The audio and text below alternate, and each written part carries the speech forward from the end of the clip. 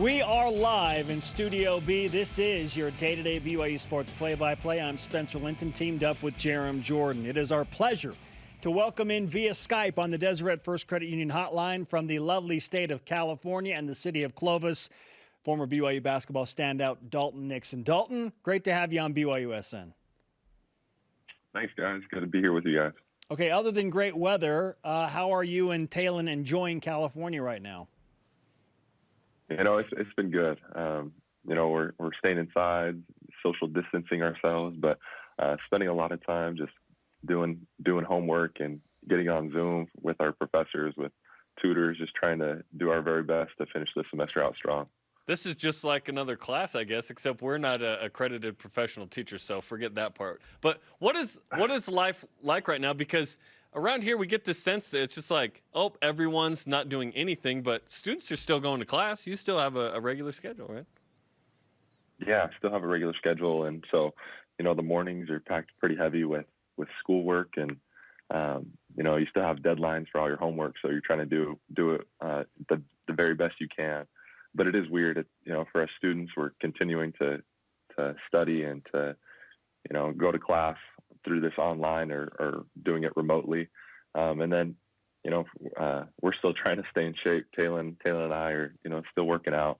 You know, that's just a part of what you become as a student athlete is you love working out and exercising. So we're trying to do our very best while we're doing it at home. Who's in better shape right now? She's definitely in better shape than I am. She'll go run all. She can run all day, and I'm over here trying to just, you know, do push-ups and sit-ups.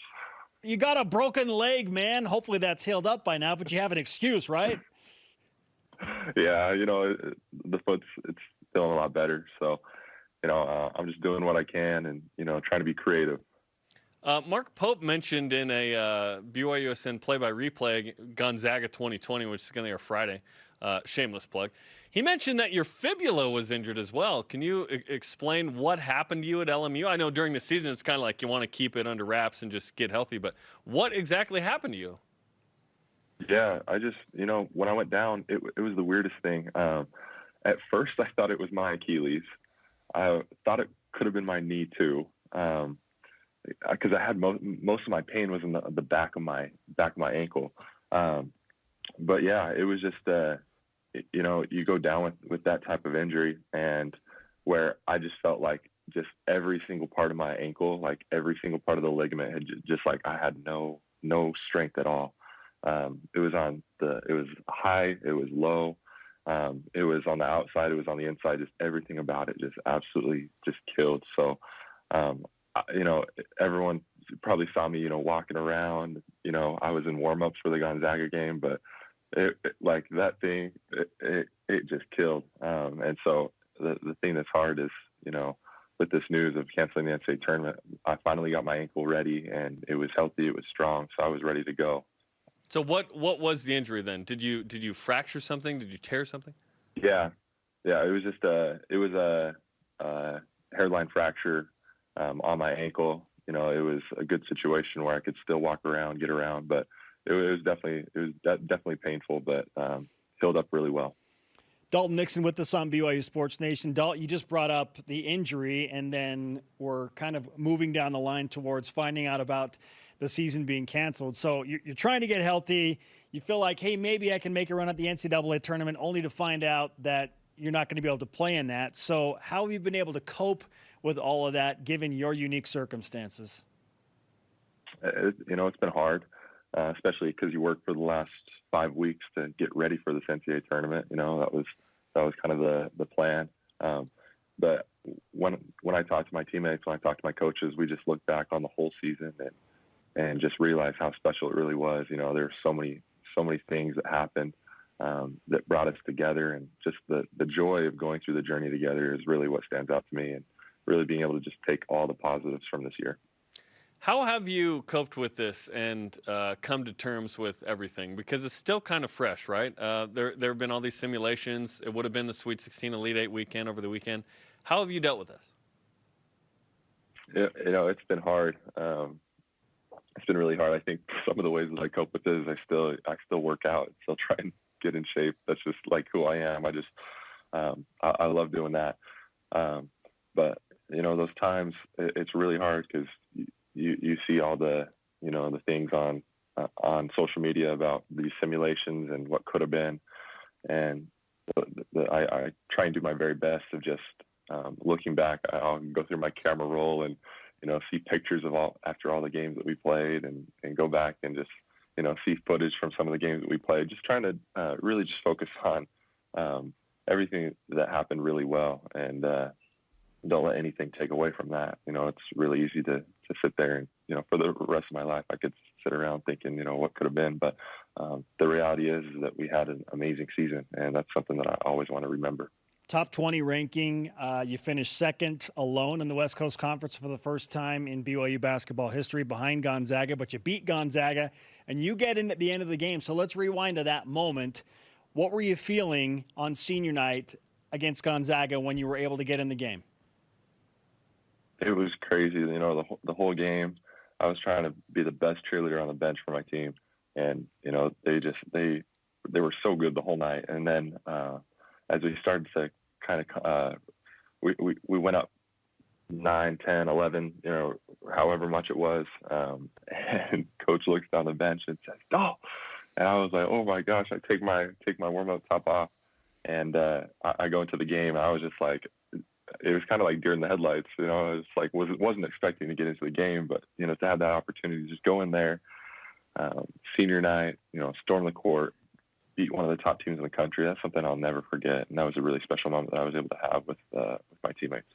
What's the story behind you getting in? Because you didn't wear a boot or anything, so I thought, and I hit Spencer near the end, and I said, "Hey, Dalton Nixon should get in the game right here, right?" So maybe that got whispered down the line. No, I don't know who came up with it, but it was an awesome moment, and you just said you didn't even expect to get in. Yeah, I really didn't expect to.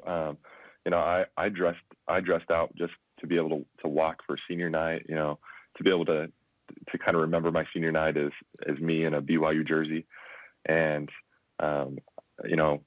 Rob, our trainer, just taped my ankle up really well, so I was able to be out there and be on it for a little bit.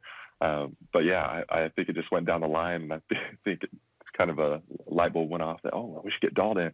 And, I think that was so cool for the coaches to do that, Coach Pope, to give me one last opportunity to be on the floor at the Marriott Center. So again, it's just it was a really special night. Your wife, Taylin, is still playing volleyball. You mentioned that you're both working out to try and stay in shape. So she's coming back to BYU to finish out her career there. What's next for you? Man, I'm in the middle of trying to figure that out. I'm just focused on trying to finish the semester out strong. I have a few classes that I need towards graduation that I'll take this spring or summer, and then from there I'm just trying to figure it out. See if there's an opportunity to continue playing, or if it's best to do something else. But I'm in the middle of it right now, trying to just figure out what's best for me, what's best for both of us. So it's a really exciting time. We're doing the top 5 Dalton Nixon plays of the season, which is going to be awesome. What do you think was your number 1 play of the year? Oh man, number 1 play of the year. I mean, so the dunk against San Francisco at home, like that should have been an and one, and that's on a 7-footer, which that doesn't happen very often. Jimbo Lowell. As far as yeah, on Jimbo, man, I don't know. There's a lot. I would probably say, just personally, just the way that I play is probably charge on Malik Fitz against St. Mary's in the second half that got him in foul trouble. He eventually fouled out. We win the game. That's a big play. Do you know how many charges you drew this season? I don't know. It had to have been in the high 20s or something. It's 23. Woo! 23. It's 23. That was an amazing number. I make sure I ask the staff because that's not a thing you can find, but the staff tracked that. Yeah. And it was 23, and that was amazing. The next closest person, do you want to guess who that was? TJ with 13. And then Alex Barcelo with 8, and then everyone was 3 and under. When did you become the charge guy? Because that's the ultimate teammate, right, is the charge guy. I think it was right after our Maui tournament. I think I had a couple of charges in that tournament, but I came back and it was like we started playing a bunch of teams where the scout was, they get to the rim, they drive. And so we played like UNLV and Utah State. And I think I had a couple charges in those games, and then just kind of kept going from there. I loved when TJ Haws drew 2 charges in a row against Gonzaga. It felt like he summoned the spirit of Dalton Nixon to do that, right? Those were huge plays in the beginning of the game. It was so cool. And if you look back at that, he draws the charge and then looks to the bench and points to me. So that was it was like a proud dad moment. For sure. And it only makes perfect sense that you would have exactly 23 charges because you're a shoe guy, Dalton, and you love the Jordans. And The Last Dance is moving That's up right. to April 19th, baby. Did you see that? The doc? Yes, sir. That's it. I'm excited. Yeah. That'll be awesome. Dalton, it's great to talk to you. Send our best to Talon and your family. Stay safe and healthy in California. We'll talk to you again soon, man. Sounds good. Thanks, guys. Dalton Nixon on the Deseret First Credit Union Hotline. Deseret First, you know why, we show how.